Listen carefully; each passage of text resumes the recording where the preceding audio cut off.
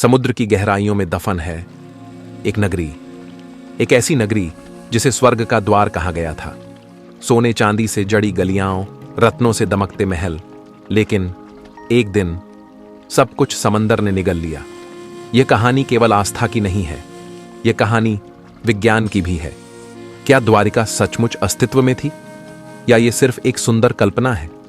आज हम उतरेंगे उस रहस्य की गहराइयों में, जहां श्री कृष्ण की द्वारिका आज भी सो रही है। जब कंस का वध हो गया, जब मथुरा पर खतरे मंडराने लगे, तब भगवान श्री कृष्ण ने तय किया, अपनी प्रजा की रक्षा के लिए एक नई नगरी बनानी होगी। कहते हैं स्वयं विश्वकर्मा ने उनके आदेश पर एक चमत्कारी नगरी बनाई थी, समुद्र के बीचों बीच, जहां हर गली, हर महल सोने और रत्नों से जड़ी थी।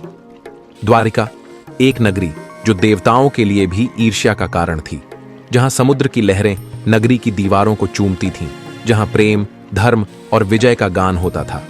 यह कोई साधारण नगर नहीं था, यह श्री कृष्ण की लीला भूमि थी।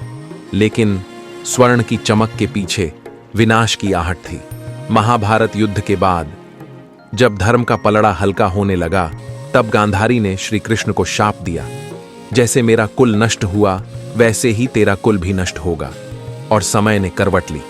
यदुवंश के वीर योद्धा आपस में लड़ने लगे। शराब, क्रोध और अभिमान ने उन्हें निगल लिया। एक एक कर सबका पतन हो गया। और फिर समुद्र ने द्वारिका को निगलने का नृत्य शुरू कर दिया। समुद्र की अथाह गहराइयों में, जहां इंसानी नजरें भी पहुंचने से डरती हैं, वहां आज भी दबी है एक नगरी, द्वारिका, श्री कृष्ण की नगरी। कहानी है आस्था और विज्ञान की लड़ाई की। विश्वकर्मा ने बनाया था इसे।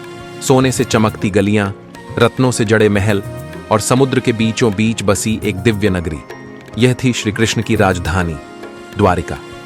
श्रीमद् भागवत, महाभारत और विष्णु पुराण में हर ग्रंथ द्वारिका के वैभव का गुणगान करता है।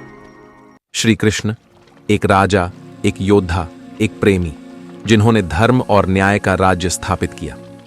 द्वारिका सिर्फ एक नगरी नहीं थी, बल्कि एक आदर्श थी, शक्ति और करुणा की मिसाल। लेकिन समय का चक्र थमता नहीं।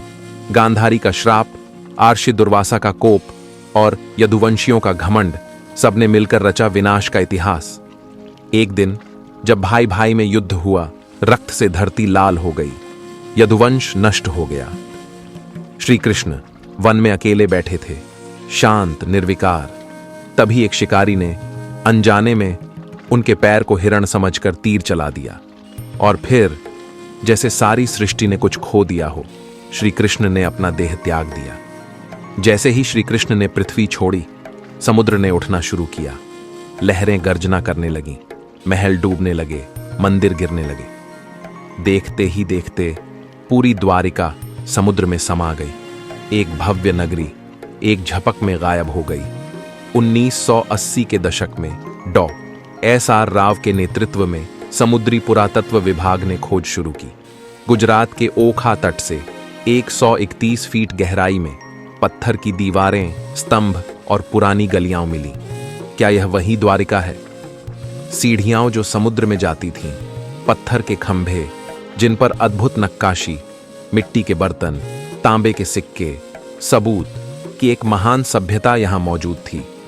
समुद्र के नीचे आज भी गूंजती है मंदिर की घंटियों की आवाज।